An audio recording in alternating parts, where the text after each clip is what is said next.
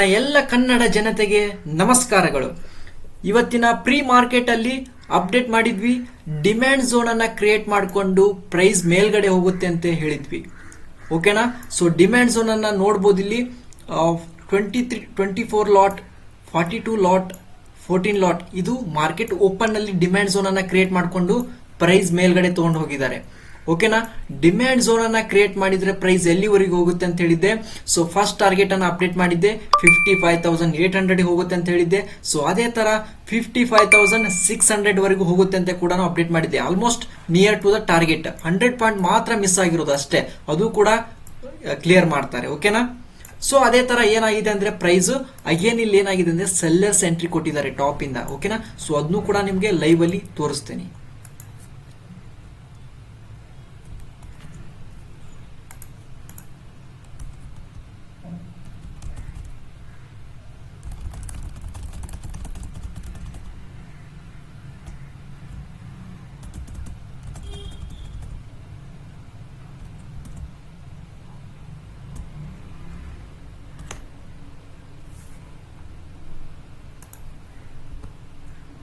Okay, observe ಮಾಡಿ. ಇಲ್ಲಿ ಏನಾಗಿದೆ ಅಂದ್ರೆ ಟಾಪ್ ಇಂದ ಸೆಲ್ಲಿಂಗ್ ಕಾಟ್ ಯಾವ ತರ ಬಂದಿದೆ ನೋಡಿ. ಇಲ್ಲಿ 226 ಲಾಟ್ ಬಂದಿದೆ. ಓಕೆ, ಸೊ ಅದೇ ತರ ಬಾಟಮ್ ಅಲ್ಲಿ ನಾವು ಏನ್ ಮಾಡ್ಬೇಕಂದ್ರೆ ಬೈಯಿಂಗ್ ಕಾಟ್ನ ನೋಡ್ಬೇಕಾಗತ್ತೆ. ಓಕೆ, 23 ಬಂದಿದೆ. ಓಕೆನಾ?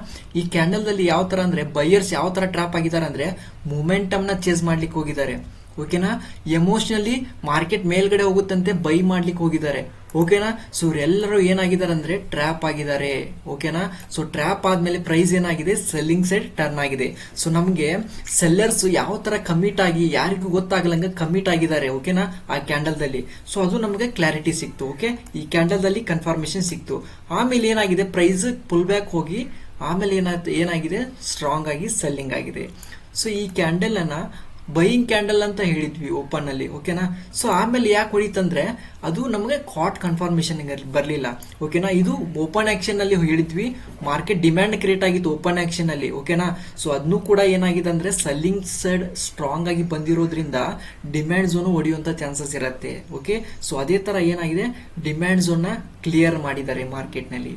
ಓಕೆನಾ? ಸೊ ಅದು ಕೂಡ ತೋರಿಸ್ತೀವಿ ಯಾವ ತರ ಸಪ್ಲೈ ಝೋನ್ ಅನ್ನ ಕ್ರಿಯೇಟ್ ಮಾಡ್ಕೊಂಡಿದ್ದಾರೆ ಅಂತೇಳಿ. ಓಕೆನಾ?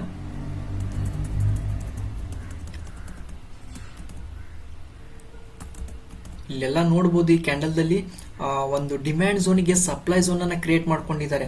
ಸೊ ಇಲ್ಲಿ ಆರ್ಡರ್ ನ ಅಬ್ಸರ್ವ್ ಮಾಡಿ. ಈ ಪಾಯಿಂಟ್ ಅಲ್ಲಿ 90 ಲಾಟ್ ಅಂತ ಹೇಳಿ ಕರಿತೀವಿ. ಓಕೆ, ಸೊ 132 ಲಾಟ್ ಇವರೆಲ್ಲ ಬಿಗ್ ಸ್ಮಾರ್ಟ್ ಮನಿ ಅಂತ ಹೇಳಿ ಕರಿತೀವಿ. 114 ಲಾಟ್. Okay, 150 lot. ಇವರೆಲ್ಲ ಸ್ಮಾರ್ಟ್ ಮನಿ ಅವ್ರು ಏನ್ ಮಾಡ್ತಿರ್ತಾರಂದ್ರೆ ಯಾವುದೋ ಒಂದು ಝೋನ್ ಅನ್ನ ಹೊಡಿಬೇಕಂದ್ರೆ ಅಗ್ರೆಸಿವ್ ಆಗಿ ಪಂಚ್ ಅನ್ನು ಮಾಡ್ತಾರೆ. ಓಕೆನಾ? ಸೊ ಪಂಚ್ ಮಾಡಿದ್ಮೇಲೆ ಏನಾಗಿದೆ, ಮಾರ್ಕೆಟ್ ಅವ್ರ ಕಂಟ್ರೋಲ್ ಅಲ್ಲಿ ಬಂದಿದೆ. ಓಕೆನಾ?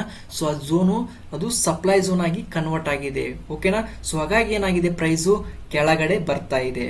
ಸೊ ಅದೇ ತರ ಏನಾಗಿದೆ, ಸಪ್ಲೈ ಝೋನ್ ಇಂದ ಪ್ರೈಸ್ ಏನಾಗಿದೆ, ಕೆಳಗಡೆ ಬಿದ್ದಿದೆ. ಓಕೆ, ಸೊ ಕೆಳಗಡೆ ಬಿದ್ದ ಮೇಲೆ ಏನಾಗಿದೆ, ಬಾಟಮ್ ಇಂದ ಬೈಯರ್ಸ್ ಎಂಟ್ರಿ ಕೊಟ್ಟಿದ್ದಾರೆ. ಓಕೆನಾ? ಸೊ ಬೈಯರ್ಸ್ ಯಾವ ತರ ಎಂಟ್ರಿ ಕೊಟ್ಟಿದ್ದಾರೆ ಅಂತ ಹೇಳಿ ನಿಮ್ಗೆ ತಿಳಿಸ್ಕೊಡ್ತೇನೆ.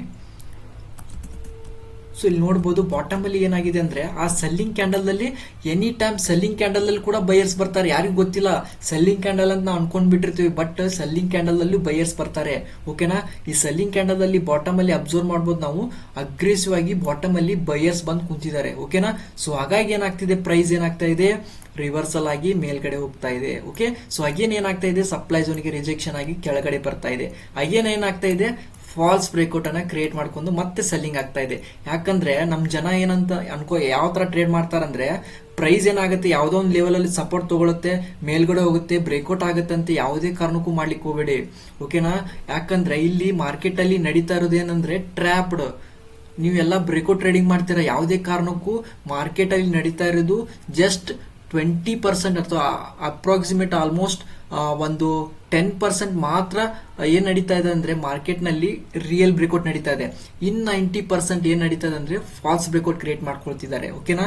ಸೊ ಆ ಲೆವೆಲ್ಸ್ ಅನ್ನ ಅಬ್ಸರ್ವ್ ಮಾಡಿ 100% ನೀವು ಪ್ರಾಫಿಟೇಬಲ್ ಟ್ರೇಡರ್ ಆಗ್ತೀರಾ. ಸೊ ನಾ ಭರವಸೆ ಕೊಡ್ತಾ ಇದ್ದೀನಿ. Thank you so much. ಎಲ್ಲರಿಗೂ ಧನ್ಯವಾದಗಳು.